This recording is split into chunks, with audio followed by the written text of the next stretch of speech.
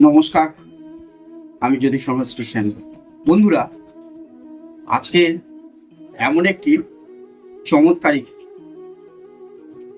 জিনিসের কথা বলবো।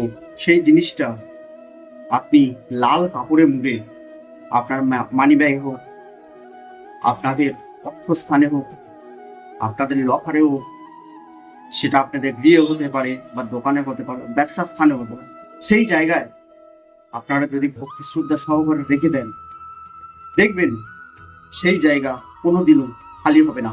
মা লক্ষ্মীর আশীর্বাদে সেই জায়গায় সবসময় অর্থে সম্পদে পরিপূর্ণ থাকবে। সেই জিনিসটা কি, কখন কিভাবে ব্যবহার করবেন, তাহলে চলুন আমরা জেনে নিই।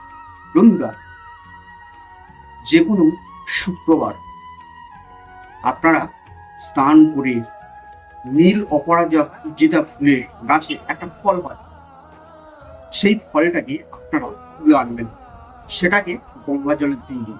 তারপরে চন্দন লাগিয়ে সেটাকে একটা লাল কাপড় পেতে ঠাকুরের চরণের কাছে লাল কাপড় পেতে তার উপরে রাখবেন।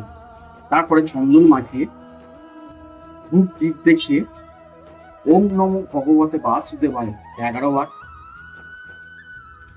ওম শ্রী লক্ষ্মী দেবী নমঃ 11 বার, ওম নমো ভগবতে বাসুদেবায় 11 বার, ওম শ্রী লক্ষ্মী দেবী নমঃ 11 বার।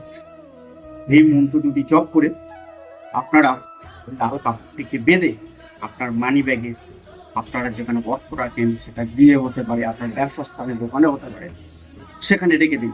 দেখবেন কোনোদিন আপনার সেই জায়গা খালি হবে না। মা লক্ষ্মীর আশীর্বাদে সবসময় অর্থ সম্পদে সেই জায়গা পরিপূর্ণ হবে। যদি মানি ব্যাগে রেখে দেন, দেখবেন আপনার মানি ব্যাগ কখনো খালি যাবে না। কোথায় থেকে কিভাবে দৈব আশীর্বাদে টাকা আসবে করে দেখুন, 100% সুনিশ্চিত ফল পাবে।